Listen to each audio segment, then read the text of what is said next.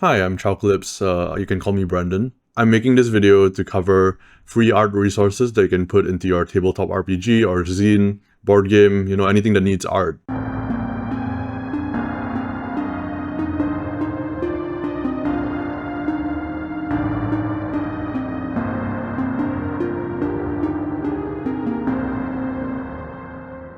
So, why am I doing this? My job is doing commission art. I primarily do it for tabletop RPGs. I love my job. It allows me to draw freaky, weird monsters and get paid for it. Pretty insane. But the real reason I love the job is because I get to collaborate with writers, really help them bring their vision to life. And that's why I'm making this video. I want you, to make cool shit. Especially starting out, it can be hard to get a foothold in the scene. Even if you're not interested in making money, you still want people to see your stuff, and art is a way that you can hook people in. It's really hard to stand out when you just have like a document of plain text. Obviously, there's caveats to that, and I have my own thoughts on this, and we can get into that in another video, but if you haven't tried it already, I would recommend doing art for your own project or finding someone to collaborate with. The problem is that it's a different situation for everybody involved. You may hate drawing, you might have no friends.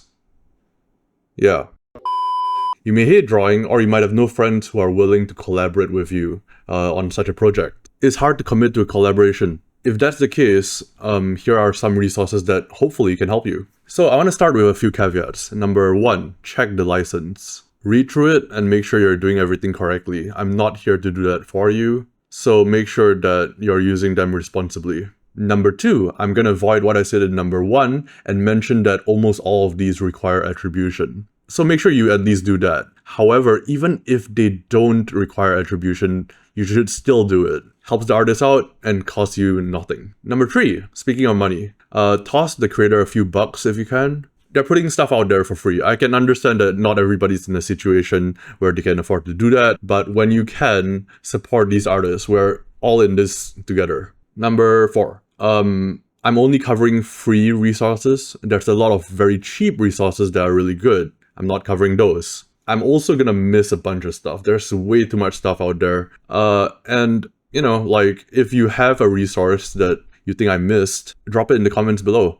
Don't put a URL or anything like that. YouTube will think that you're a robot and they'll delete the comment, but just put the title of it and people can Google it and find it on their own. And maybe you can introduce me to some stuff that I didn't know about. So with all that out of the way, let's get into it. Starting with free art packs in no particular order. The first art pack that I will cover is from my friend Strega. She's a master of composition, and her style is very graphic. So when I say graphic, I do mean it in multiple ways. I meant that it's a very graphic designery style, which is very distinctive and has very few colors. But I also mean that it can get quite horrific, sometimes in more subtle ways, sometimes in more overt ways. I absolutely love their work. The second art pack is from Jason Glover, who you may know as an incredible board game designer. They've made Iron Helm, Tin Helm, Gates. I believe they have one out called Dust Runner. I'm actually waiting for some of the games to arrive in my mailbox. I bought way too much on the New Year sale.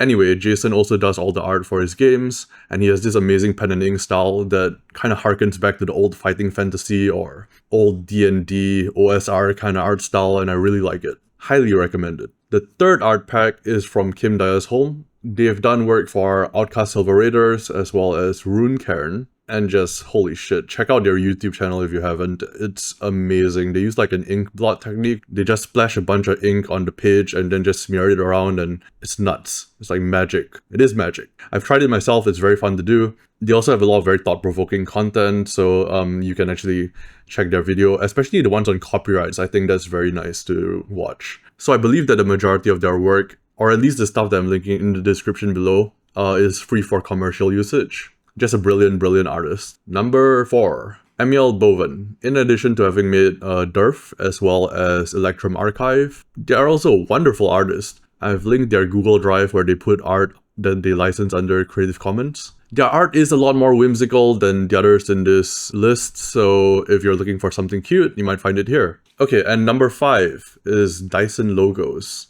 Dyson is a master of cartography. And if you're into RPGs at all, you've seen his work. You might think you haven't seen it, but you've seen it. He's done so much stuff and has his maps in so many different places that I can't list them all out. I don't think he can list them all out. In fact, I know he can't list them all out. I actually asked him this. But yeah, it's for good reason. Like, lots of his maps are released under a very generous license. And he's done so many. If you need a map for any kind of fantasy setting, you can find it here. But let's say you wanted more artwork.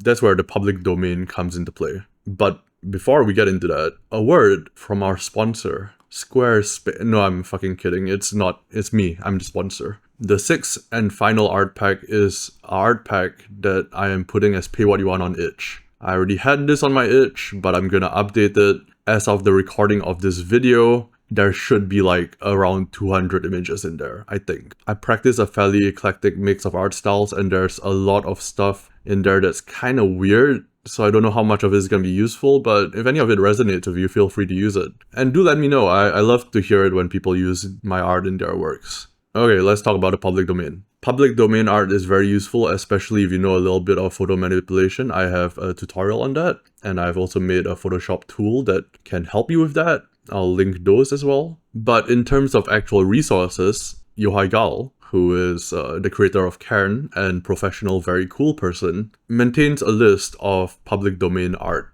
I want to point out a few standouts here. Firstly is his own trove of public domain artwork. It's on Google Drive, so you can zip it all up and download it all at one go. Also at the top of the list is a horde from Getty Images by me. So last year, I think it was last year, Getty put out like, I think 30,000 images into the public domain. Not all of it art, but I was like, man, this is amazing. And then I tried using their website UI. Could use improvement. It's pretty slow to find a lot of the art, especially like clicking through the list. So through quite a bit of pain and suffering and effort and ritualistic summoning, I programmed the script. I downloaded every piece of art, about, I think it was 6,000, and then I pruned it down to 4,500 because there were duplicates. Anyway, all that is basically sorted out. There's the metadata that I put into the file name. So in the file name, there will be like the title, the artist, the date of publication, and you can find it easily using your file browser. Note that while I've been very thorough, you want to search the name of the file name on the Getty website for two reasons. Number one, you want to make sure that it is Creative Commons 0. I am pretty sure all of them are, but just make sure. And number two, you can get a very high-res image that way. But the main reason that I made this collated collection, the main reason that I scraped all these images is because it's a far easier way to browse Getty's collection than using your website. So browse it using this collection, and then you can just go to the website if you need a very high-res version. So the rest of the links on Yohai's list are great as well, but there's going to be some crossover. So for a start, I will recommend getting Yohai's trove as well as the Getty trove that I collated, and you should have thousands of images ready to go. So yeah, I hope that helped you out. Really, make something. Make something today, right? If you like this video, hit like, subscribe, and please share it with your friends, especially those who you think it might help. And again, if you think I missed something, which I definitely did, drop it in the comments below. I will see you around. Take care.